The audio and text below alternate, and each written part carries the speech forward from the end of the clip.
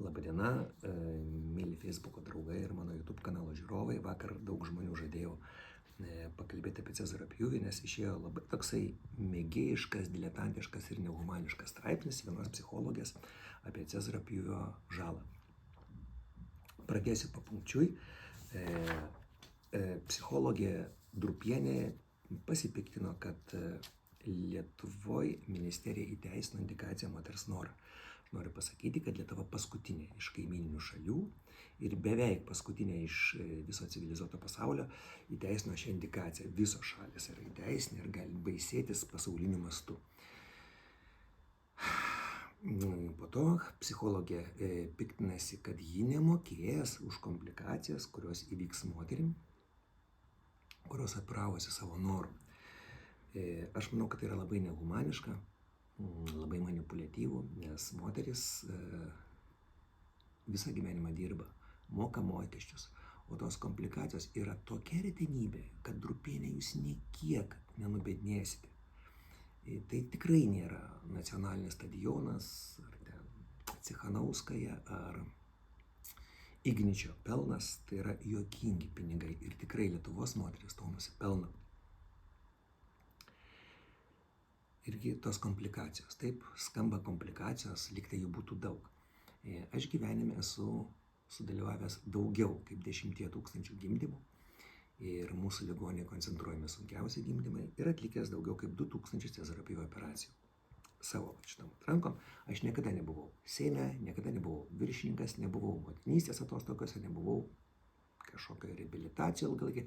Aš visą laiką šitom rankom čiupinėjau jūs mielos moteris. Ir paklauskite, Drupienė, Abraiti, tai kiek tu pažeidė žarnų? Drupienė, nuvilsiu, ne karto, ne vienos. Ar kiek Abraiti pažeidė šlapimtakių ir šlapimo pūslių? Ne vienos, Drupienė. Nepažeidžiau, nors kai kurios operacijos buvo tokios, kad tiesiog norėjusi susimti už galvos, prasmek skradį į žemę ir atsibusti, čiulbant lakštingalai namuose saulėtą vasaros rytą. Bet deja neprasmegau ir reikėjo spręsti reikalus iki galo. Ir tikrai buvo labai kai kurios situacijos sudėtingos, bet nė karto nieko nepažeidžiau. Ir aš dirbsiu, rugpjūčio mėnesį bus 30 metų. Taip kad tos komplikacijos yra retenybė. Toliau nuo žodžių čekų psichiatras iki žodžių ar operacija yra pavojinga, nepykite už terminą, yra visiški skiedalai, kur mintis pagrindinė, kad vaikui gimstant reikia sunkumų. Tai Drupienė, jūs galite gimusi naujagimį, bet kaip supletnę, sučaižyt kažkaip tai ir jis bus tų sunkumų. Jeigu tam vaikui reikia tų sunkumų, yra svariausiai įrodyta, kad vaiko psichikos neveikia gimdymo būdas ir tai yra jau seniausiai pasibaigę diskusijos. Aš pakalbėsiu, ką paveikia iš tikrųjų. Na ir po to geras klausimas, ar operacija yra pavojinga? Klausė psichologė, netlikus nei vieno Cezario pjūvio. Ir atsakymas taip. Anekdotas, anekdotas. Tai yra tikrai nesudėtinga operacija, tai yra tikrai greita operacija. O po to pakalbėsim apie natūralaus gimdymo komplikacijas, apie kurias aš jau kokie 4 metai iš etikos sumetimų nekalbėjau. Bet tas straipsnis tokia tikrai labai nekultūringa, labai manipuliatyvi propaganda. Ir ten pažymėta kaip politinė reklama, tikrai mane paveikė, sujaudino. Labai lengva demonstruoti savo principus kito žmogaus skausmo sąskaitą. Ar jūs, psichologė Drupienė, suprantat, kad kažkodėl tos moterys nori operacijos? Kodėl jos nori tos operacijos? Aš pateiksiu keletą pavyzdžių. Vienos mano pažįstamos šeimos moteris svarstė, ar gal gimdyti, o gal rinktis Cezario pjūvį, nes tai yra didelis vaikas. Ir ji pagimdė tą vaikelį, bet įvyko tokia komplikacija kaip pečių strigimas. Ir laisvinant vaiką, nes tai yra gyvybei pavojinga būklė, nėra ką prarasti, jau pakankamai judesiai būna tokie radikalūs. Vaikui buvo pažįstas pažasties nervinis rezginys ir tas berniukas nevaldo dešiniosios rankos. O ta moteris suplyšo, 4 laipsnio plyšimas. Tai yra ne tik tai visi sfinkteriai, tarpvietė visa, bet ir tiesiosios žarnos gleivinė. Ir tik fortūnos. Ir, sakykime, gero gijimo, gero gydymo klausimas, bet pabrėžiu, fortūnos, ar ji savo gyvenime kontroliuos dujas ir išmatas. Ir jeigu ta moteris pastotų, jie ateityje neturėtų indikacijos Cezario pjūviui, jeigu nebūtų kažkokio kitų ten, pavyzdžiui, sėdmenų pirmininką. Tai va, ar tokia moteris turi teisę, Drupienė? Esat bendravus tokia moteriškė? Kitas pavyzdys. Labai subtilus sindromas, nenoriu sakyti, nes jis nieko nesakys ne medikam, dubens pažeidimas gimdant, moteris negali turėti lytinių santykių po gimdymo ir nueina maždaug 200-300 metrų ir tiesiog užsikerta kojas. Jį išnešiotų sekantį vaiką, jei nebūtų indikacijos. Pažįstu moterį, kuri nutraukė 7 nėštumus dėl panikos priepuolių. Ji lygtai savo psichiką apsitvarkydavo, pastodavo, jau galvodama, kad galbūt išnešiosiu ir pagimdysiu. Bet tokią paniką šaudavo, negalėdavo miegoti, negalėdavo dirbti, tiesiog negalėdavo žmogus funkcionuoti ir eidavo, nustraukdavo nėštumą. Ir aš tą moterį aptariau su tuometinė vadovybė savo darbovietės ir sakau, reikėtų žmogų išoperuoti. Man atsakymas pradžioje buvo ne. Aš sakau, žiūrėkit, ta moteris yra už durų, mes ją pasikvieskim. Tai po 2 minučių mano tuometinė vadovė sako, gerai, sako, tikrai operuojam, sako, pamatė kokia to žmogus. Žiūrint žmogui į akis ir ten žiūrint į visokius procentus ar grafikus, labai skiriasi taktikos, kada tu matai gyvą žmogų.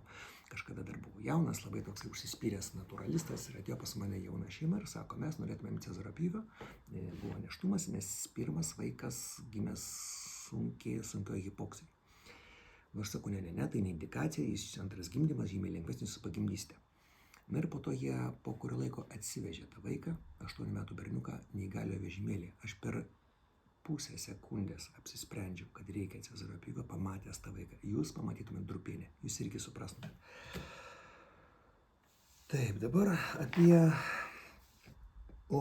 makšties mikroflorą. Drupienė rašo, kad reikia vaikų, praeinant pro gimdymo kanalą, užsisėti makšties mikroflorą. Tai yra seniausiai irgi paneigtas mitas, tas vadinamasis makšties mikrobiotas. Drupienė, jeigu moteris nori mikrofloros, jinai gali po gimdymo, tai yra po Cezario pjūvio, kištelt pirštą į makštį ir išmozuoti visą vaiką.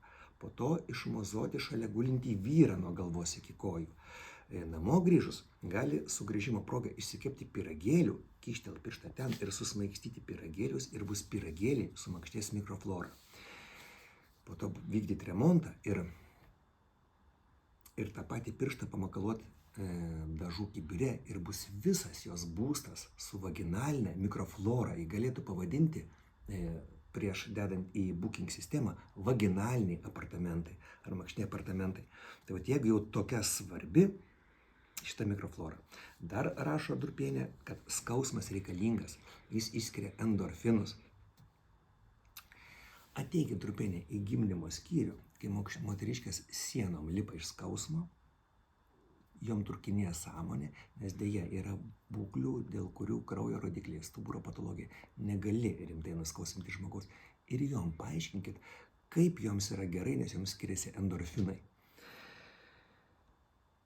Oksitocinas, anot Drupienės, mažina motinystės jausmą.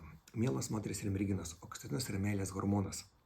Aš pažadu, kovo 8-osios proga, ateikite pas mane, išsirikiuokite eilę ir aš visom sukalsiu į vieną tokią koncentraciją oksitocino, kad jūs pamilsite ne tik mane, Drupienę, ar ką dar galima pamilti, nesvarbu žodžiu kažką tai, kad tiesiog širdis jūsų sprogs iš meilės.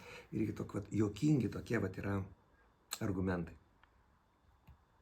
Kas iš tikrųjų, dabar taip be bajerio, numetant ironiją, kas iš tikrųjų skiriasi natūralinėje gimdyme ir Cezario pjūvyje. Vaikui, kas skiriasi, tai vadinamoji tranzitorinė tachipnėja. Tai yra išvertus praeinantis kvėpavimo padažnėjimas, dėl to, kad vaikas nepralenda pro siaurą kanalą ir jam mamos kaulai neišspaudžia vaisiaus vandenų iš plaučių. Tai yra iki 2%. Tai būna ir kartais ir natūraliai gimusiems vaikams, bet per Cezario pjūvį dažniau. Bet niekas nuo to nemiršta ir niekas nuo to nesiinvalidizuoja. Viską reikia pasverti, gerbiama Drupienė, visus tos dalykus. Ir ką jūs ten rašot, tai tikrai yra akių dumimas, taip švelniai kalbant, aš savęs tokio švelnaus neprisimenu. Aš vakar, kai skaičiau, tai mano galvoje sukosi visai kiti žodžiai.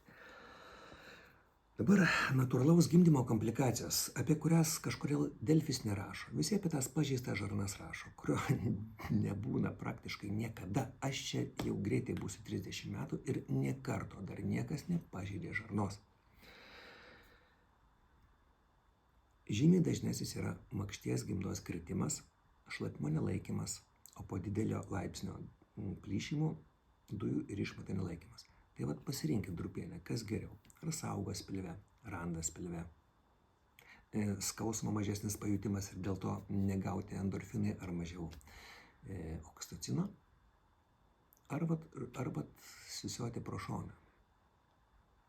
Ar solidžiai kompanijoje sėdėti ir galvoti, Jėzus, kad tik nepabezdėčiau. Čia yra rimtai, čia be ironijos, čia žmogui toks kompleksas yra įvaromas. Tai vat pagalvokit, kas yra geriau. Apie viską reikia pasverti. Ir juokingiausia, kad tai yra pažymėta kaip